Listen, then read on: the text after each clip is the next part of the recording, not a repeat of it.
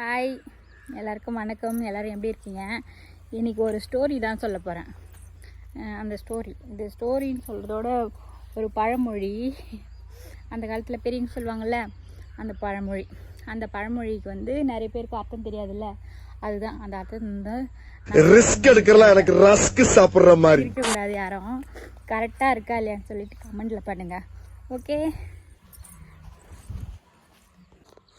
Face கிளியராக தெரியுதா? சரி வாங்க பழமொழிக்குள்ளே போகலாமா? அதாவது என்ன பழமொழினா, பூவாசம் தெரியாத பொன் வண்டு என் புருஷன் மாதிரி இருக்கே கழுத வண்டு அப்படின்னு சொல்லிட்டு அந்த காலத்தில் வந்து ஒரு பழமொழி சொல்லுவாங்க. இதுக்கு அர்த்தம் என்னென்னா, இதுக்கு ஒரு ஸ்டோரியே இருக்குது. அதாவது சிரிக்காதீங்க. ஒரு ஊரில் வந்து ஒரு பையன் தானா. அந்த பையனுக்கு வந்து ஒரு பொண்ணு காதலி இருந்தாங்களாம். இருக்கும்போது இந்த பையனுக்கு வந்து வீட்டில் வந்து ஒரு பொண்ணு பார்த்தாங்களாம். பொண்ணு பார்க்கும்போது என்ன பண்ணாங்களாம், சிரிப்படுது நெக்ஸ்ட் எனக்கு வந்து பொண்ணு பார்த்தாங்களாம். அந்த பொண்ணு வந்து, ஆனால் அந்த பையன் வந்து ஆல்ரெடி ஒரு பொண்ணு லவ் பண்ணிட்டு இருக்கான். அம்மா ஸ்டோரி சொல்லின்னு இருக்கு, கம்மனிருமா, டிஸ்டர்ப் பண்ணாத. பொம்பளைக்கு அடக்க இருக்கும், அகம்பாவ இருக்க கூடாது, பையனுக்கு வந்து பொறுமை இருக்கணும், போக்கிரித்தனம் இருக்க கூடாது. பொண்ணு கிட்ட போயிட்டு சொன்னானா, இது மாதிரி வந்து எனக்கு ஒரு பொண்ணு பார்த்துருக்காங்க வீட்டில். எங்கள் வீட்டில் வந்து இந்த கல்யாணத்துக்கு வந்து பொண்ணு பார்த்துருக்காங்க, நம்ம லவ்வை வந்து அக்செப்ட் பண்ணிக்கிறாங்க அப்படின்னு சொல்லிட்டு அந்த பையன் சொன்னானோ. சரி அக்செப்ட் பண்ணிக்கலையா? அதாவது எப்படின்னா, சரி பொண்ணு ஃபோட்டோ எடுத்துகிட்டு வா பார்ப்போம் அப்படி சொல்லிட்டு இந்த பையன் பொண்ணுக்கிட்ட, அதாவது இருங்க அவ்வளோதான்,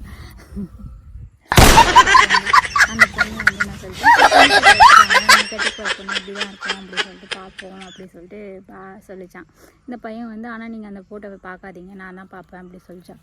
இந்த பையன் வந்து ஃபோட்டோவை போயிட்டு பார்க்காமலே என்ன பண்ணானா, அந்த பொண்ணுக்கிட்ட வந்து கொடுத்தானான். கொடுத்தோன்னே அந்த பொண்ணு, ஐயே இது என்ன, இந்த பொண்ணுக்கு வந்து மூஞ்சி இப்படி கோணையாக இருக்குது, ஒரு மாதிரி இருக்குது, கருப்பாக இருக்குது, கண்ணுக்கு வந்து கோணையாக இருக்குது, பல்லு எடுப்பாக இருக்குது, நல்லாவே இல்லை அப்படி சொல்லிட்டு சொல்லிச்சான். இவனு என்ன பண்ணிட்டானா, விருப்பம் இல்லாத பொண்ணு தானே, அந்த ஃபோட்டோவை பார்க்கவே இல்லையா, அந்த பொண்ணுக்கிட்டே கொடுத்துட்டு போயிட்டானான்.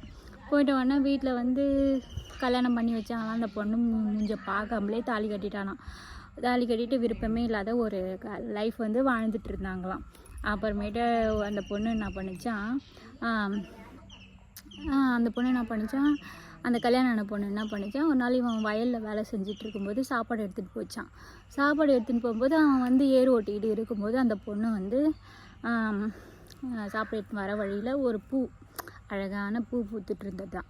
அந்த பூ பூத்துட்டோன்னே ஒரு வண்டு வந்து என்ன பண்ணிச்சான், நிறைய பூ இருக்குதுல்ல, அந்த வண்டு நல்ல பூ பூத்த பூவில் போயிட்டு அது தேன் எடுக்காமல் காஞ்ச பூவில் போயிட்டு அது உட்காந்துருந்து தான். அப்போ அந்த பொண்ணு அந்த வண்டை பார்த்து சொல்லிச்சான், பூவாசம் தெரியாத பொண்ணு வண்டு என் புருஷன் மாதிரி இருக்கே கழுத வண்டேன்னு. அப்போ அந்த புருஷன் வந்து என்ன பண்ணானா, திரும்பி டக்குன்னு பார்த்தானா, எதுக்கு இவ இப்படி ஒரு பழமொழி சொல்கிறா அப்படி சொல்லிட்டு வேகமாக திரும்பிட்டு பார்த்தானா.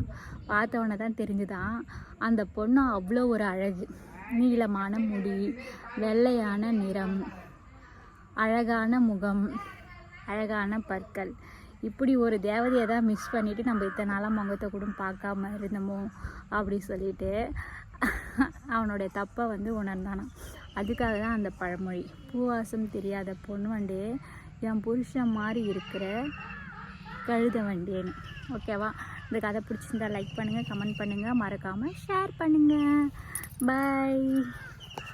இப்போ ஒரு ஸ்டோரி சொன்னல, அந்த ஸ்டோரியில் வந்து பூவாசம் தெரியாத பொண்ணு வண்டு என் புருஷன் மாதிரி இருக்கு கருவண்டு. பொம்பளைக்கு அடக்க இருக்கும், அகம்பாவ இருக்க கூடாது, பொறுமை இருக்கணும், போக்கிரித்தனம் இருக்க கூடாது. இந்த கழுத வண்டாவா இல்லை கருவண்டாவா, அதுக்கு தான் நீங்கள் தான் ஆன்சர் சொல்லணும். அது நீங்களே என்னன்னு சொல்லுங்கள். ஓகேவா? Okay bye.